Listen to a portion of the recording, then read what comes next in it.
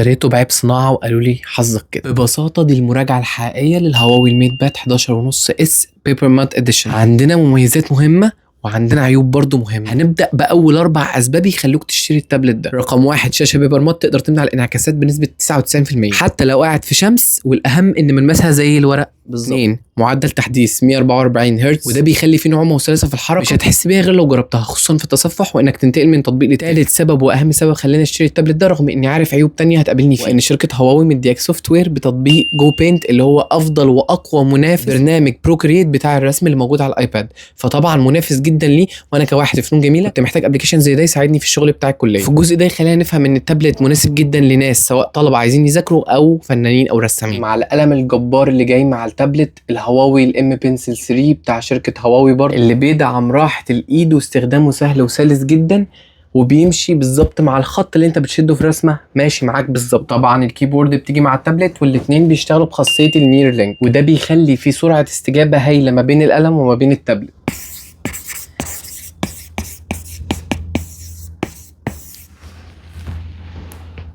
وبما انه بيدعم راحه الايد فانت مش محتاج انك تلبس جوانتي وانت بتستخدمه، عكس تابلتس كتير ينفع تكتب حتى وانت حاطط ايدك عادي اهو.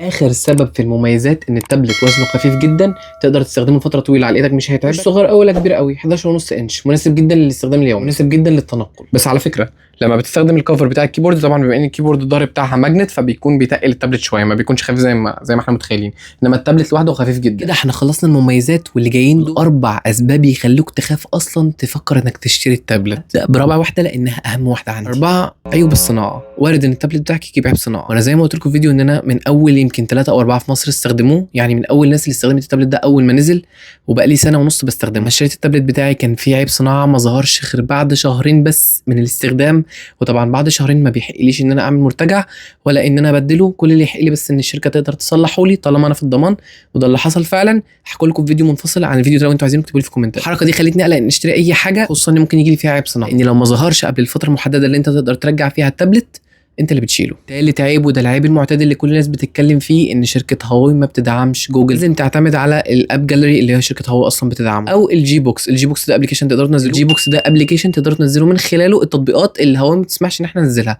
فكده احنا بننزلها بطريقه غير رسميه بس الدنيا ماشيه. بس طبعا لما بتسطب التابلت في البدايه انت بتدخل بلدك ومش عارف ايه وكده، فطبعا الجي بوكس فيه تطبيقات معينه بيبقى حظرها من البلاد بتاعتك.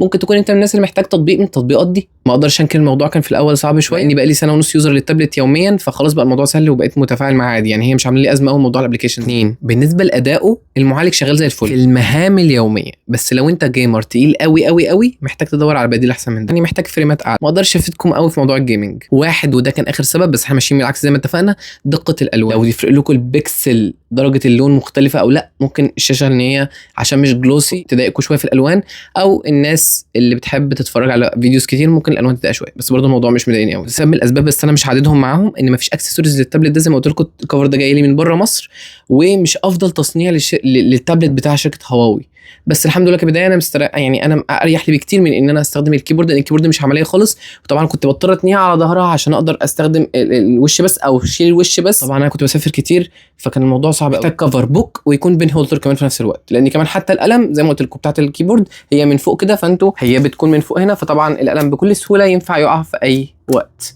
انما هنا في بين هولدر يعني هي مغطياها اهو، فطبعا الموضوع هنا امان اكتر. الويب سايتس اللي على النت ناس كتير اشتكت ان المقاس اللي جالها غير مش نفس المقاس بتاع التابلت اللي هم طالبينه، فطبعا كان الموضوع ريسكي قوي، خصوصا ان هو سعره مش رخيص. الخلاصه التابلت ده معمول لفئتين، طالب عاوز يذاكر له كلمتين وهيتبسط قوي بالمذاكره عليه، او رسام زي حالاتي محتاج تابلت خشن يحسسه باحساس القلم على الورق. لو حياتك كلها معتمده على تطبيقات جوجل فانت محتاج انك تفكر مرتين قبل ما تشتري التابلت ده. تفتكروا بقى يستاهل سعره ولا الايباد لسه مسيطر في الحته دي؟